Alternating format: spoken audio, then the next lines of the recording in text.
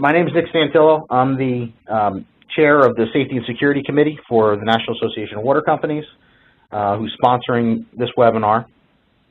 So joining us today is Jim Wolbrink, is going to be our moderator. I'll let him introduce himself in a moment for the questions. We have Kevin Kerwin, who's the Senior Director of Field Services for New Jersey American. We have Mark Luca, Vice President of Production for Aqua Pennsylvania. Greg Wyatt, VP and General Manager of United Water, and Craig Patla, Director of Service Delivery for Connecticut Water. I appreciate you guys joining the call and being able to provide us some insights into your response to Superstorm Sandy and also some lessons learned that we could share with other utilities. So with that, we do have some prepared questions that we will take you through, and then at the end we'll have kind of some question and answer sessions with some of the members that are on the call. Jim, you want to introduce yourself and get started? All right, thanks, Nick. Hello, everyone. Jim Wolbrink with San Jose Water. I'm in charge of security, emergency management, and business continuity at San Jose Water. I'll be the moderator for today's discussion. First, I'd like to thank NAWC leadership for supporting the Safety and Security Committee in these efforts, and also thank American Water for providing the webinar service. You know, we're hoping that this will be something that we'll be able to do after every event so that we can keep the NAWC membership up to date and learn from everybody else's experiences. And so I'd also like to thank those speakers that are joining us today, because their sharing of lessons learned will really help all NAWC members.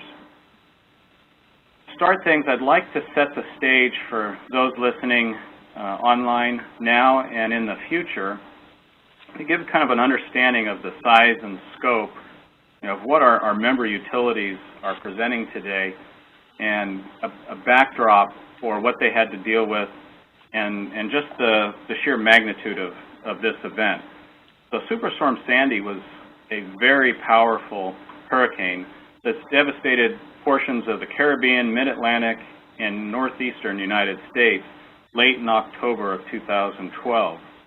Sandy was a Category 3 storm at its peak intensity when it made landfall in Cuba. While it was a Category 2 storm off the coast of northeast United States, the storm became the largest hurricane on record, and that's measuring the diameter with winds spanning 1,100 miles.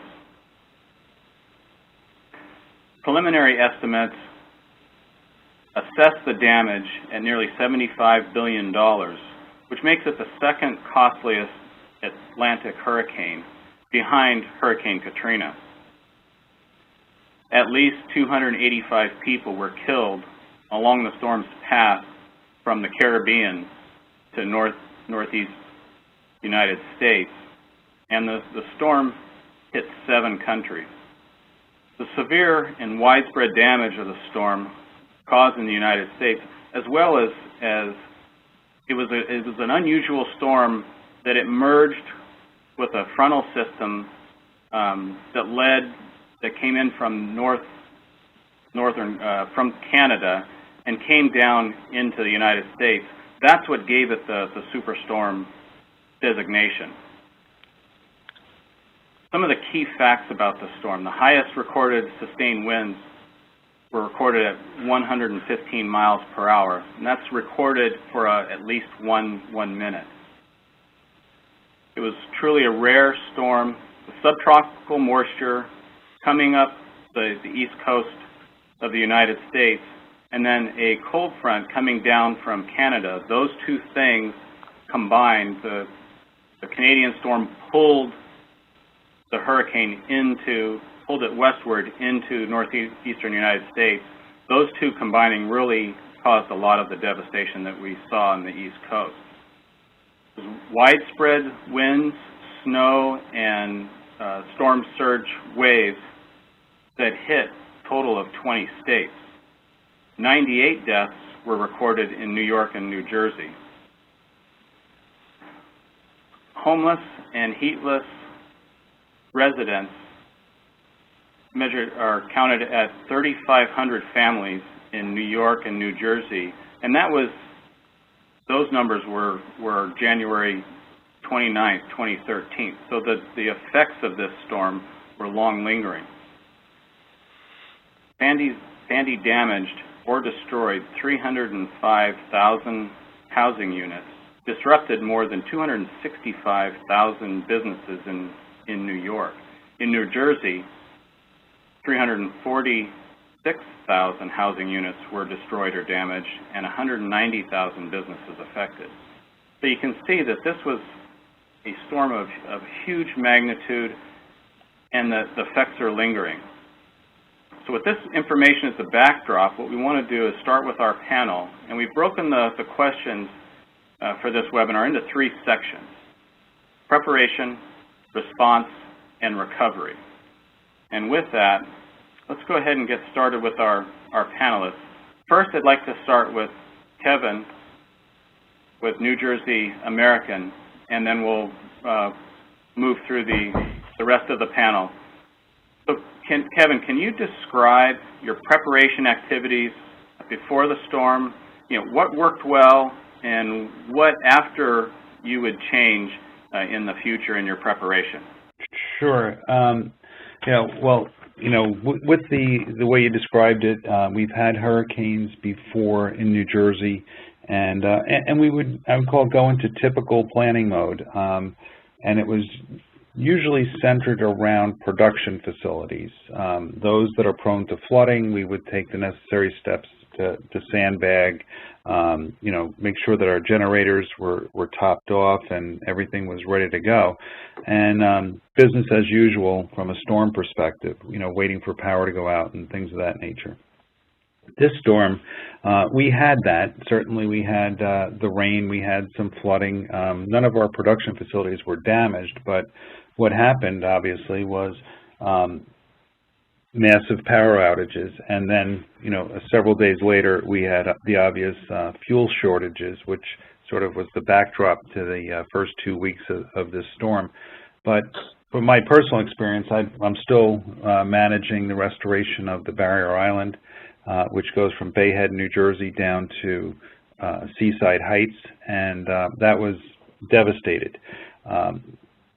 So preparation for what was uncovered on November 2nd when we got to the Barrier Island, we never prepared for this. From the standpoint, there were breaches 600, 700, 800 feet wide where the ocean came through the island, took out homes, infrastructure, and the ocean came into the bay. So we never really, in our wildest dreams, from my perspective, never had a plan to deal with that. What ensued once we encountered the situation was we formulated a plan to react to what happened. But from a preparedness perspective, we had core systems in place. We had GIS systems. We have, a strong communication system. We have our security system and operational risk and operations, and we have access to vendors, materials, and other operating centers for resources. So that all came together, very quickly. And I'd say from day one, we created I'll call it a mini org structure to manage the restoration of the Barrier Island, and we're still there today. We've been there every day, 7 days a week since November 2nd. But I could talk more about where we're at later. But I think really my takeaway from preparedness is you should always be working on your core systems. Work on your GIS system. Have a solid electronic work management system, which was an integral part of our restoration. We had so much work to do. If you don't have organized systems to manage them in, it would certainly be chaos. So just to answer the first question, I would hopefully that answers it. Very, very good, very good. Let's go to Mark Luca with Aqua, Pennsylvania.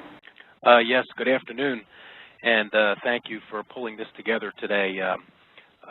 Unlike our colleagues to the north, in New Jersey and certainly in New York. Our experience during and really after the event was very different. But speaking specifically about preparedness, you know, it kind of breaks down, emergency preparedness breaks down into planning, preparation, you know, what are we doing immediately before the storm, execution and implementation, and then, of course, recovery. None of this works without committed, talented people. And you could have the best plans in place, but at the end of the day, what it's going to come down to is, are your people committed? Are they going to be there? What is their talent? What is their training? And are they available and ready to be put into the various activities that are going to be required of them? So as far as planning is concerned, really it goes back to more or less, as Kevin had talked about, emergency planning, in our case, looking at our emergency plans and updating them, which we do frequently, usually every other year we're visiting those. Flood emergency response plans are very, very important in events like this.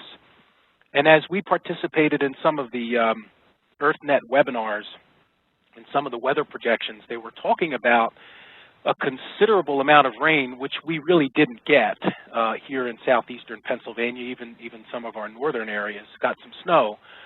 But as far as the rain, we didn't get that. But in preparing for this, we were preparing for a much different event. So we immediately look at our flood emergency response plans, and we pull those out, which has checklists that instruct our people what to do so many hours before the event arrives, you know, a week before the event arrives.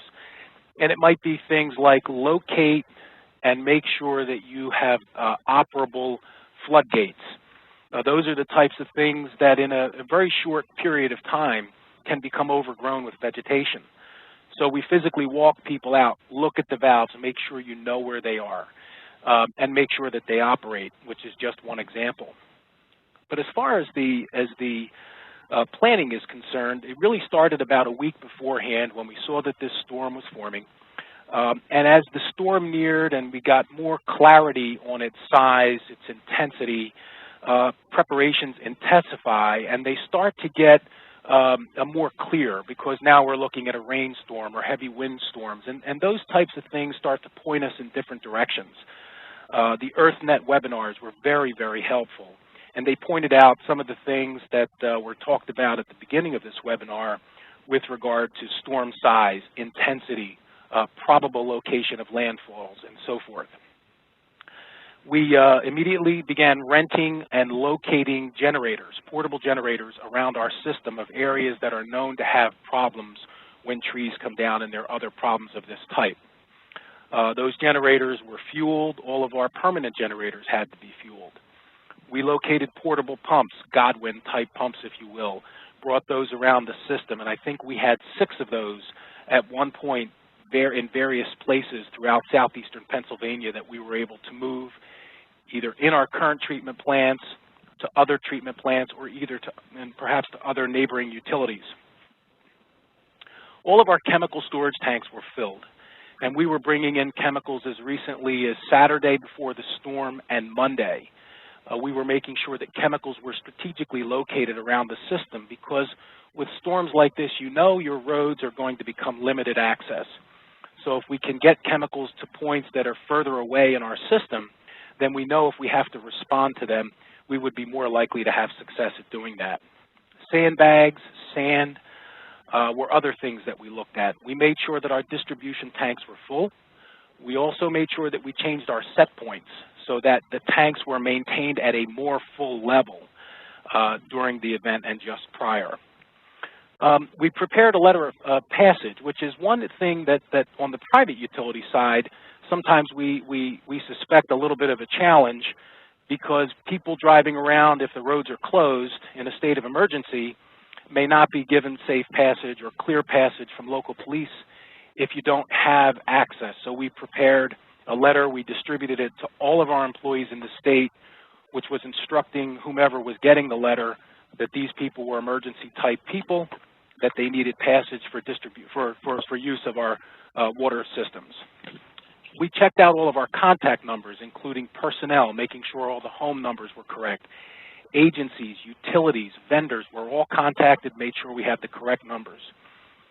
Any construction sites, we made sure that equipment was properly secured or moved out of flood areas, something we learned from the storm in the prior year where there was a lot of flooding and we had lost some equipment. And we also made sure that our people were very aware of the safety issues, that they had the proper safety gear, that they were prepared to sleep at facilities, that they had food, clothes, inflatable mattresses, but also that they had their medicines if you have a diabetic condition or a heart condition. We really tried to get them comfortable with where they were going to be, and during the storm we made sure that they were constantly or as frequently as possible in touch with their families.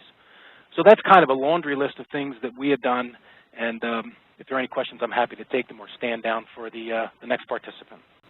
That's all fantastic information, and we'll have everyone kind of hold their comments right now, and Nick will lead that session in just a few minutes.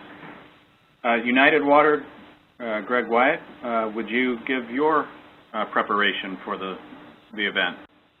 Sure, and thank you for enabling this participation today. Like others have already said, you know, the Hurricane Irene, which occurred just about a year prior, you know, it was a pretty devastating event in and of itself, but one little ray of light out of that is it helps us in our preparation for future events. And so, you know, obviously there's lots of lessons learned as you go through one of these processes, and we were able to incorporate many of those lessons learned in our preparations for future events. So obviously we too were tracking the storm in the days ahead of landfall and working towards orderly preparedness and evaluating our readiness and so forth.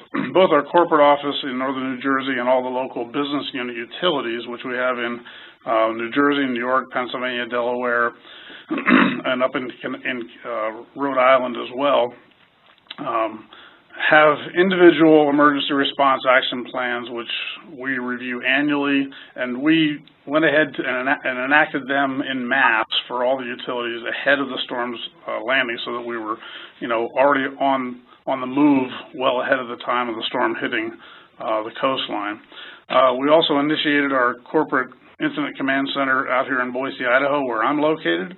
Out of the storm's path. This was one of the methods we used during Hurricane Irene to enable effective communications to be able to continue and report generation as well as resourcing out of harm's way, which gave us the ability to provide clean updates to all parties readily as we kept that command center open for just about a week. Of course, all our utilities in the storm path established their own local incident command centers at their utility locations, whether it was at a plant or an office or what have you. Detailed out what we assumed we would need for 24/7 staffing needs, schedules, food, supplies, as has already been mentioned, ensuring the readiness, topping off of chemicals, auxiliary power fuel tanks, et cetera, distribution system tanks. And we too, as I'm sure all did, place an extra special emphasis on worker safety because it's easy in these kinds of situations when there's an urgency to get things done, and often when employees are working hard in long hours, we get tired. People can get distracted, and it's easy to have a slip up and someone get hurt. And so we emphasize that even more so during these kinds of events. One of the things that we believe that we did that worked very well too was that all of our local utilities participated in pre-storm meetings with local community Office of Emergency Management staff and with other local and state officials. We communicated our preparedness status with our regulators, the Public Service Commissions, the Departments of Environmental Protection, and so on, and made sure that we had our communications strategy well in hand and also had made those touch points ahead of the storm's landing. Our largest production facility is in United Water, New Jersey, at our Harworth treatment plant, over 100 million gallons a day capacity for the United Water, New Jersey operation. We elected to take that off the electric grid 24 hours before the storm hit, simply to ensure that system was going to work, that the backup generation power system was going to be available. Even though it's tested with regularity, when you know you're going to be using it, we thought it was prudent to switch off early. Other high-risk sites in New York operations were also switched over to auxiliary power ahead of the storm landing. And prior to the storm, those locations where we have large dams and reservoirs, we did an analysis and status check on those, both on structure and capacity in our New York and New Jersey operations. And they also have the ability there to model different scenarios in anticipation of the storm, which would be things like how much rainfall do we expect to get, what's that going to mean, how much spillage do we need to anticipate over the dams or what have you, and so on. That enables us to then more effectively manage those reservoirs and be able to communicate to regulators what we believe is going to be the situation with those. With our last panelist, Craig, can you give us some of your preparation? Sure, I'd be happy to. Like the other panelists, we were delivered that gift a year earlier of Hurricane Irene, and here in Connecticut, about a month after that, we were delivered another named storm called Winter Storm Alfred that equally crippled from an electrical grid standpoint the state of Connecticut. And those two, although I didn't feel it at the time, were certainly a gift. Pretty much as Greg had said, it really informed the usefulness of our plans, the relevancy of some of the parameters put around those plans, and really prepared us for what we were going to face down with Hurricane Sandy. Together with all that, it also exposed a lot of the weak spots for us structurally, so that when Hurricane Sandy came through, it really didn't have too much of a structural effect on us, although we did realize a lot of the same electrical grid problems that you all did too, although not to this severity. Our preparation really began just about immediately after those storms, and that was both on a company-wide level as well as a statewide level.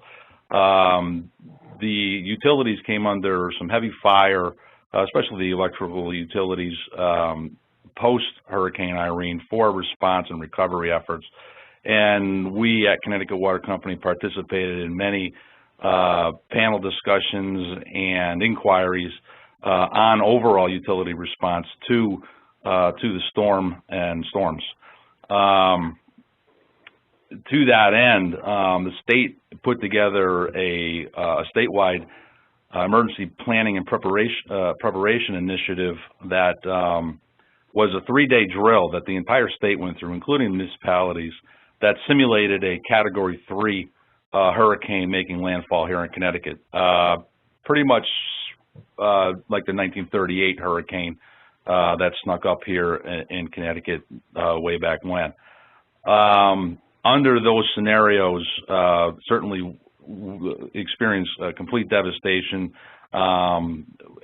and more severe than what we've faced through any of these more recent storms, but certainly allowed for the conversations to happen and the preparation to take place for our next event. Like the others, we set up in preparation for Sandy, we set up our Incident Command Center here at our corporate office. We do not have out-of-state facilities set up for an Incident Command Center. We identified staffing plans. We did a lot of the same stuff that you guys check box off to. They're all part of all emergency planning documents that follow water utilities. Identify critical infrastructure, ensuring access to valve boxes, topping off fuels and chemicals, identifying levels in reservoirs, making modeled decisions off of those levels to inform our local municipalities, and some of those informations may even include evacuation plans for those municipalities.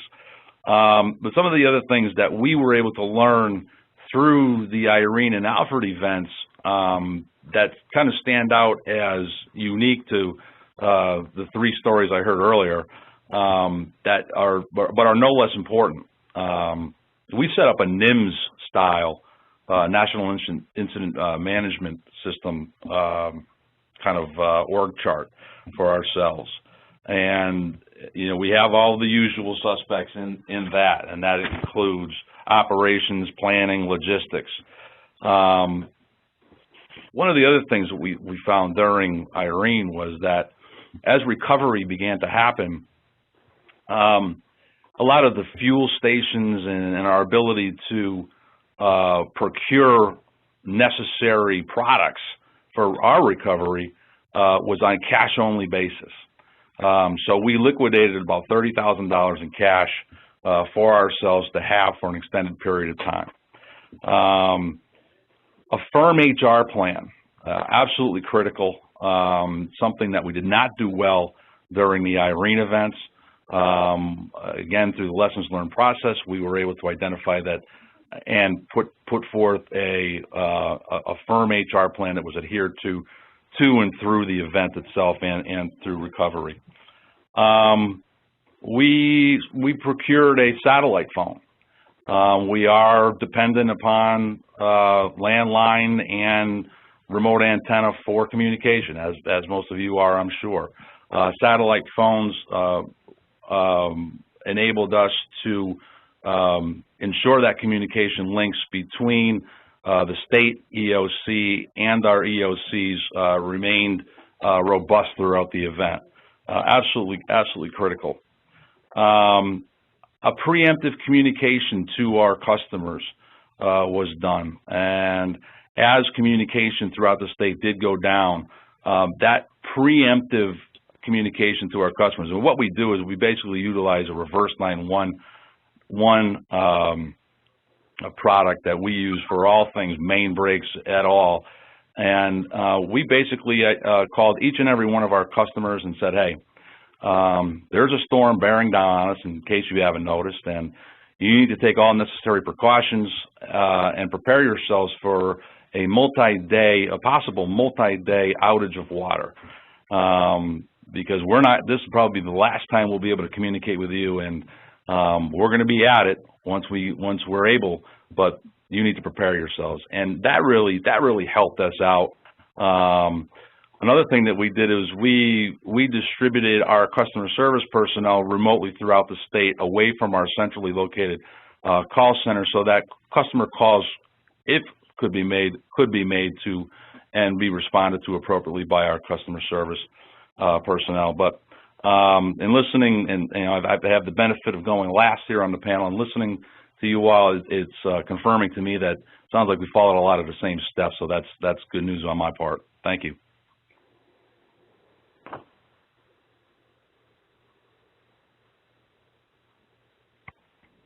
Great, thanks.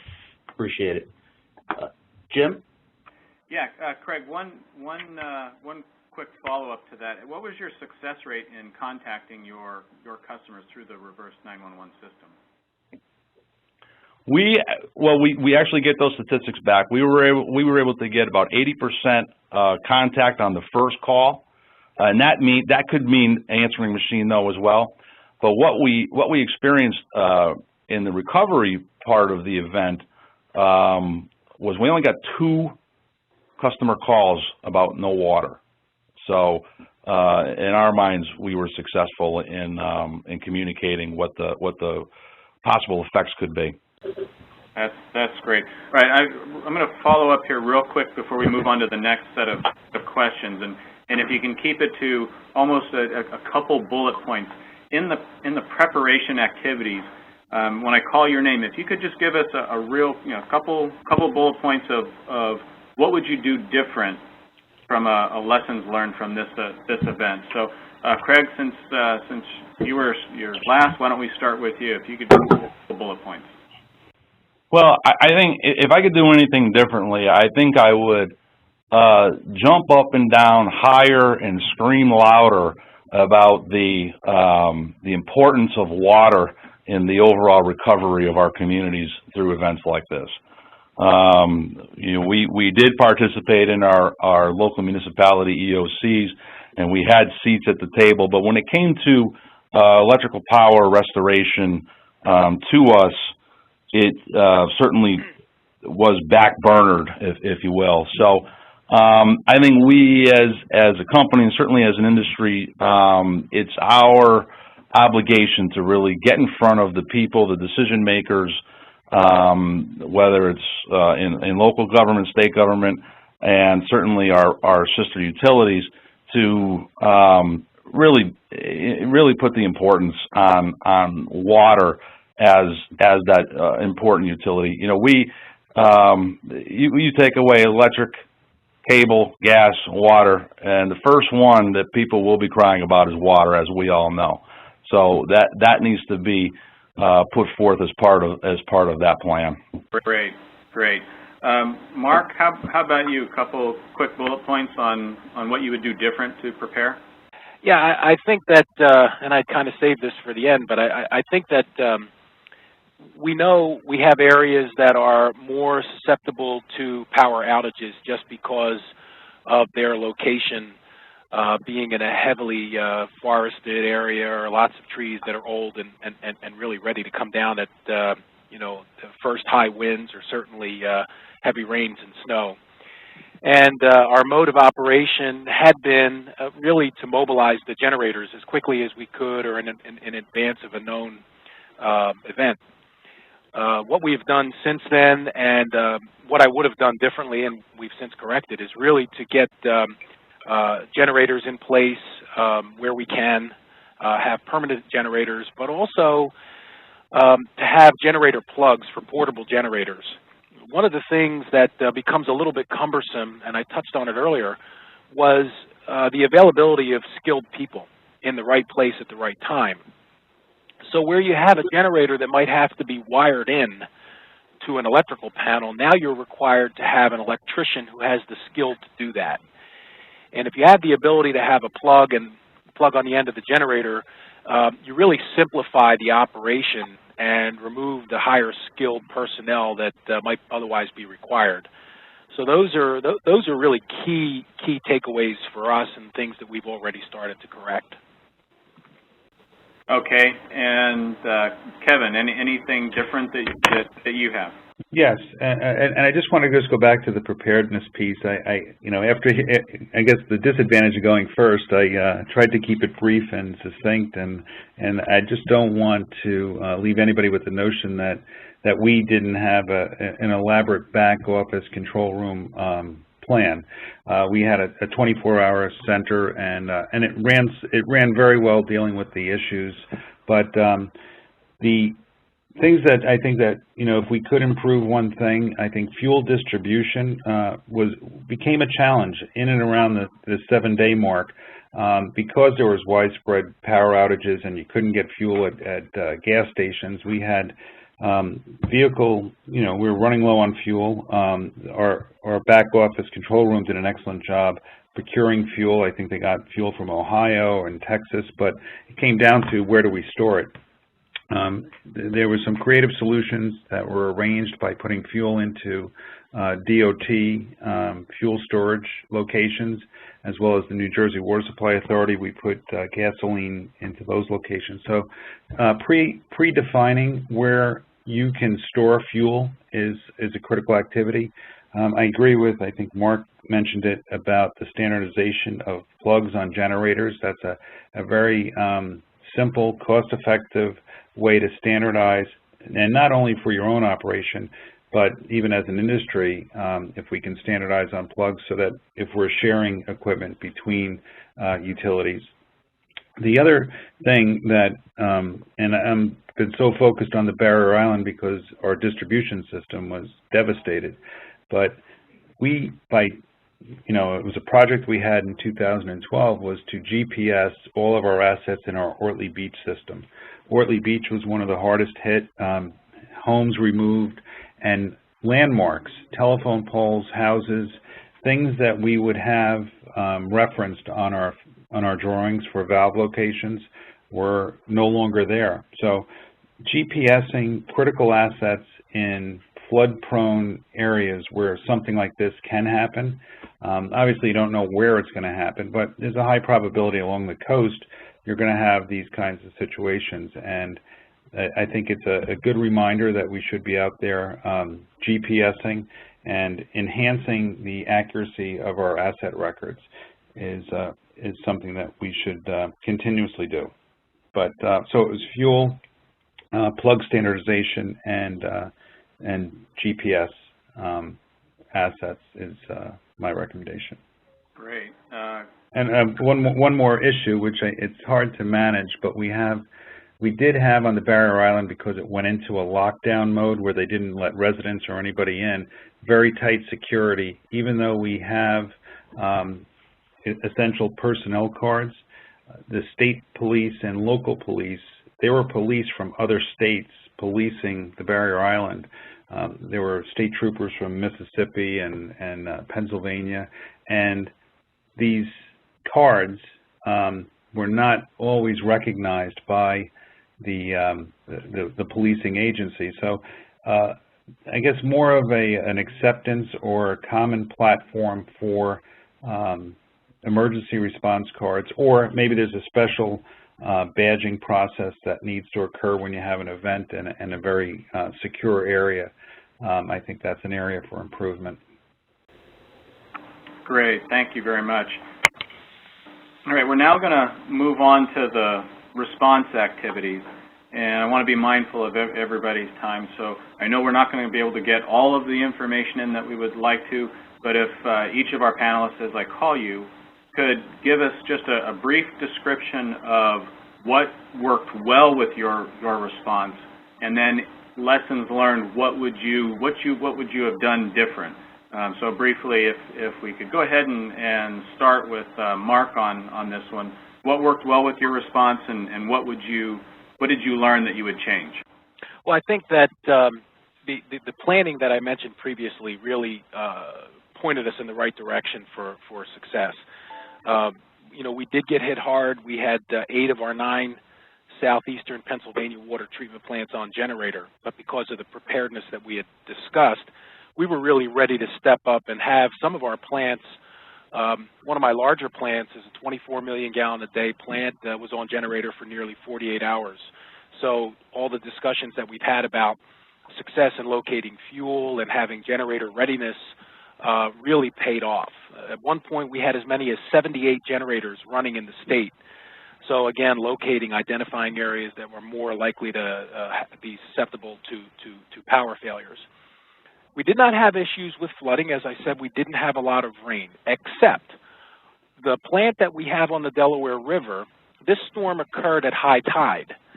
So as all of these points come together that were talked about earlier, and then you put high tide on top of it, any areas where you have tidal flooding, and in our case, the Delaware River, we would have experienced flooding in the plant, but our flood emergency response plan had identified the one area, low-lying area of the plant as an issue, and so we have a manual floodgate that we put in place that held back the water, which could have otherwise gotten into the plant.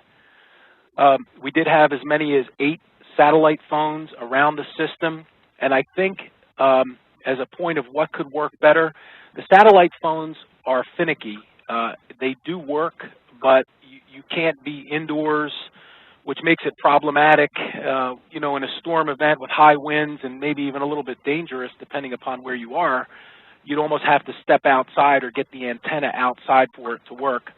So that was one thing that I think we would do differently, is perhaps station or identify locations where we could put the satellite antenna so that the phones would work more reliably and not necessitate someone having to be outside. One of the big problems we had from a business perspective was that our drop box is in, well, it was in Newark, New Jersey. And, well, that was a problem because that area was damaged, as was the post office. So we were unable to collect bills, payments from customers for a period of nearly 6 weeks.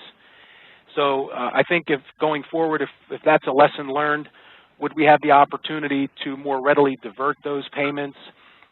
Could they go to different areas in the country and not all necessarily have to go through Newark, New Jersey? Would be a lesson learned or a takeaway that I think would be worth it. With regard to communications, very quickly, we had been communicating throughout the day on conference calls at different management levels, 2 in the morning, 1 in the afternoon, and then 2 at night. And the PUC chairman in Pennsylvania was conducting his own calls with a representative from the governor's office, and the presidents of all of the local utilities were on the phone at 9 o'clock every night, lasting for a period of about 2 hours, which created a very, very good forum for people to get together at the right levels to mobilize assistance to one another should it be necessary.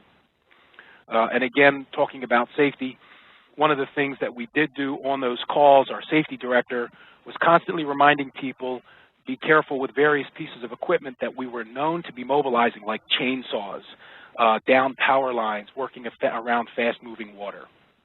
Thank you very much. Great, thank you very much. Kevin, what was your key takeaways from your response? What worked and what didn't? Well, we had a 13-mile stretch of island that was breached in many areas. What worked well was the access to materials. Our supply chain network, we had, I think on day 2, we had about 6,000 feet of pipe in motion from Alabama heading up here. We immediately established we'll call it a base camp of operation on the island, set up a warehouse, set up a structure, and then set up a back office structure in another location about 10 miles away to deal with the procurement items, permitting, communications, things of that nature. So I think we worked very well we had a very good organizational structure. The other thing I think that worked very well was we took each municipality and assigned a point person. A point person could have more than one municipality, but their job was, in addition to supervising the activities that were being conducted in that area, was to meet with the OEM and mayors every day, or whatever their preference was. We established a map of the distribution system in each one of those municipalities. Every day we updated that map. We met with the local officials, told them what our plan was for that day, and then at the end of each day we met with them to give them an update on the progress. So they were completely informed. It worked very well from the standpoint that they were never wanting or seeking information about the restoration efforts. Just the backdrop to this is during the restoration phase, we had power outages on the island for about 3 weeks. We didn't have power, but the first 10 days or so, there were fires on the island. There were massive gas leaks. There was about 200 homes burnt. There were transformers on fire. It was a very hazardous situation. High pressure gas lines. It took about a week to get many of the gas leaks isolated. So it was an extremely hazardous environment to work. We had about 50 employees working during the max, with 6 to 7 contractor crews working for probably maybe the first 2 months. But the first month was extremely hazardous environment, especially with debris. So the focus on safety, assigning areas of responsibilities to folks, and then we developed a strategy. It wasn't that everybody was working in their own respective areas. We established the areas, we put people in charge of those areas, we defined the roles, and then we developed a restoration strategy that connected all of these areas together. We had to, like I said, put together about 5 miles worth of distribution piping to put the spine back in the island, and we focused on restoration of fire protection. And it took us about 6 weeks to get water from the north to the south. Initially, we had 10,000 customers out of water. To date, we only have about 2,000 have returned to the island. We're in a position to serve about 8,000. There's 2,000 homes that were just completely annihilated and gone. But developing a strategy, communicating the strategy, and then working that plan and updating it as need be was important, not only for the community but for the employees. One of the things that we struggled with, and this is, like I said, in New Jersey, the barrier island was the focus. Our company did an excellent job with the back office, supplying fuel to the production facilities. I think Nick might even know the number, but I think we were hitting almost 20,000 gallons of diesel fuel a day was our burn rate with all the facilities that were on standby power. So it was an incredible logistical effort. So that was a challenge. I don't think they could have done better. I think the one enhancement on that would have been if we had the ability to sequester or manage our own fuel depot. It was really getting to that point. But the other thing I think we need to talk about as a business and an industry is social media. I know our communications department, we're interacting with customers through Twitter and other social media sites, and that's great. That's where customers go to seek information, especially the younger generations. But processing work requests is a challenge when you're interacting with the customer in the social media environment, and they're seeking service or something beyond a status update. That becomes a challenge because the customers, once you start interacting with them, they expect a response. But in most utilities, we have specific structured workflows that we have to follow. So I think we have to, as a business, become creative in how do we integrate social media into our work management systems, or at least our call centers. But those are probably my categories of what worked well and what we could improve on. Great. Okay. Greg, how about you? Well, yeah, just kind of a quick summary. In Pennsylvania, New Jersey, and New York, pretty much all facilities lost power. Even in our Toms River operation, we had a plant flooded, and the office and shop location was flooded and had to be completely taken offline and had to relocate that center elsewhere in the town. Due to the fact that we had lots of I'll say preparation as well as generator capacity, we only ever lost water supply to about 200 customers in New York for about 4 hours. So we were, one, very fortunate, and I think also very effective in meeting our customers' needs. Fuel storage, fuel capacity issues were a concern. One of the things that's already been mentioned is about the quick connects for generators at facilities. We have those in a lot of our locations, and that enabled us to rotate generators around, particularly in our Pennsylvania operations, to maintain service to customers and maintain pressure. That worked very well, we thought. Having key supplier relationships and arrangements ahead of time, as has already been mentioned, but I think in particular with the power company, because they have a prioritization system of who they can bring online first. And if we're at the head of the line, it helps. So maintaining those relationships with our key suppliers, including the power company, I believe is a lesson learned and an effective, worked well kind of a situation. Communications has already been mentioned. Because of the fact that we had the corporate communications command center out in Idaho, we were able to be effective in managing the aspects of communications to our corporate folks, because they were not able to go to the corporate office. It was out of power and not open. So it was a distributed management team effort, as well as the centralized command center here in Idaho, which managed the production reports and communications for the business. But we were also able to have the utilization of public relations personnel distributed throughout the business units, as well as here in Idaho, which could help manage the press contacts, media releases, communications with regulators and officials, communicating with our parent in France, of course. We utilized website updates, some Facebook and Twitter activity, as has already been mentioned. That was pretty much centrally managed so as to not interfere with the workflows, but I get the point that's been raised about how do we incorporate that into our work processes, and I think it's a very key point for us to consider.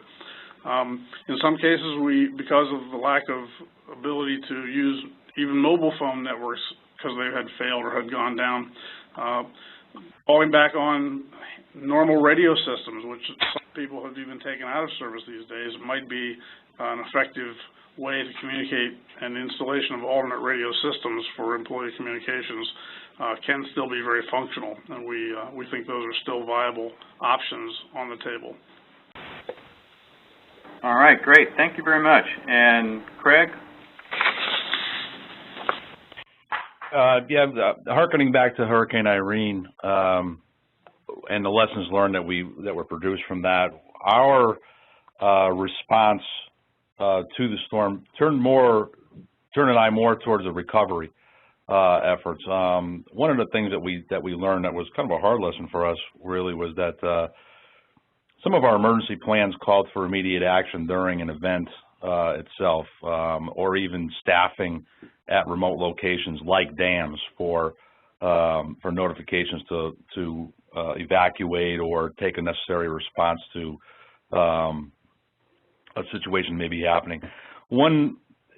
We discovered that the emergency personnel in our municipalities were not going to be on the roads and would not go on the road in any winds in excess of 50 miles an hour. So we had to really, and going back to some of the other fellows' comments before, the protection of our employees really becomes paramount in our response. We did locate staff in our larger surface water treatment plants, but as far as being on the road and responding to situations as the storm was happening, we did not. We advised our customers that they needed to be prepared, as I stated earlier, for a loss of water, and they were. And luckily, we did not experience huge losses like some of the other guys on the panel. But you know, I go back. That's just one of the key things. Our key resource, our employees, absolutely need to be protected, and syncing up with our municipalities and the emergency response actions and action plans need to happen, and that'll inform our ability to get on the problems that, in a lot of ways, us in the water industry, we respond quickly, we respond in earnest, and sometimes we have to pull the reins back on our teams. And in cases like this, that's our job to do that and really focus on the recovery. Okay, great. Thank you very much. All right.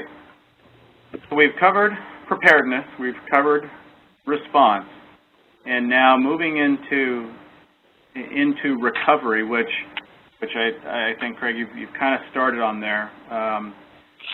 If there was one lesson learned that you would say, this is my big takeaway and how I'm going to change my either transition into recovery operations or recovery operations in general, I'd like to go through and start asking our panelists. So starting with Greg, what was your big takeaway from a recovery standpoint? I think for our group, it would have to be the whole issue around the fuel supply and storage issues, because that became the pinch point for us in a large measure. We overcame it, but no one really anticipated the kind of strain that was going to be put on the entire East Coast, fuel system delivery capacity. And so for us, I think it's a point of learning that we'll rethink our whole fuel and generator supply capacity issues and supply stream. Great. Mark, how about you? Yeah, I think that generator readiness, whether it be portables, whether it be stationary generators, we talked about the plugs, really standardization of plugs will go a long way in helping to expedite and move generators across the state, or certainly from utility to utility. But one of the big things, as I think about this, in addition to generator readiness, is also logistics. And logistics are going to change as the event happens. So as I think about the storm, and we were anticipating a much different storm here in Pennsylvania than we actually got. We did get very heavy winds, but they were not for the period of time we thought. So I think as storms develop, and I think Kevin touched on this, as things are happening, you're developing your plan further, you're modifying your plan further, you're changing your logistics. I think that's a critical takeaway that people in an organization not only have to be doing the actual response, executing and implementing, if you will, but they really need to also be looking 2 or 3 days down the road or 24 hours down the road to make sure that you continue to be ready and able to implement plans as the events change. Great. All right. Craig, how about you? Any one particular takeaway that from a recovery standpoint, whether it's in moving into recovery or in the recovery operation, you would pass on? Well, you know, the previous points are well taken and so important. One of the things that we did here in Connecticut during the 2 previous storms and during Sandy as well, during the recovery process was making sure that our customers had access to water, and by customers, and not necessarily in the traditional sense. It could have just been residents in towns that may not be served by us. And what we did is we set up water fill stations and water tankers and scattered them throughout the distribution area so that people could come and just get water. You know, it's said that the degree to which a society is considered civilized is equal to the degree to which it has access to potable water. And as we saw during Irene and Alfred and subsequently Sandy, there was some pretty uncivilized things going on out there. So the degree that we have a societal obligation to provide that potable water, we took that seriously and did that, and it was well received and to a great success. Okay, Kevin, you're last up to bat on this one. All right, and you know, I'll definitely weigh in on the fuel. I think not only, you know, from fuel logistics and fuel management is a critical aspect of managing these kinds of events, but also a plan to manage or provide fuel for your employees. You know, we get fixated on our production facilities, generators and things like that, but it was quite a challenge for many of our employees to get to work, especially when they were encountering the same, you know, fuel issues. So that was a subset of the bigger fuel item. But on communications, I'd also put, I think we need to put emphasis on a campaign to continuously keep our customer contact phone number records up to date, you know, with cell phones and things like that. And I think somebody mentioned earlier they had an 80% success rate. That, by happenstance, was the same success rate that we had on the Barrier Island when we instituted our reverse 911 messages. But I think in some cases it could get as low as 50%, depending on, you know, what area you're targeting. But I think that's going to be a challenge, especially when we need to communicate with customers quickly. Having the accurate contact information for them is certainly a challenge, and I'll leave it at that. Great, thank you very much. All right, as a moderator, I'd like to thank our panelists very much for their time and very valuable information. I know for us on the West Coast, we don't get the hurricanes, but we are always looking for that next big shaker. One of the things that we've been working on here, and it was something that we saw and said, okay, we know that's going to be a lessons learned, was the situation with fuel. We have the majority of our refineries in the Bay Area here are right along the Hayward Fault, and we are expecting those to go down. So we know that fuel is going to be an issue. We've been working on it for about a year, and once we saw what happened in New Jersey and New York, we knew that we were on the right track and are hoping that we're making some progress in that area. So at this point, Nick, I'd like to hand it off to you, and you can close things out, and I appreciate all your efforts in getting this together. All right, thanks, Jim. And I do also want to thank our panelists for participating. This is the first time NAWC has you know, looked to do a webinar of this fashion. You know, really we want to you know, foster that communication between the utilities, because I think we all can learn you know, from each other and better, you know, support, you know, ourselves for the next emergency. So. I do appreciate everybody attending and giving me your insights. And at this point, I'll go ahead and end the webinar, and I'll probably send each of the panelists an email just asking for some feedback as well, and also any other information you'd like us to add in here, as we edit this for further distribution.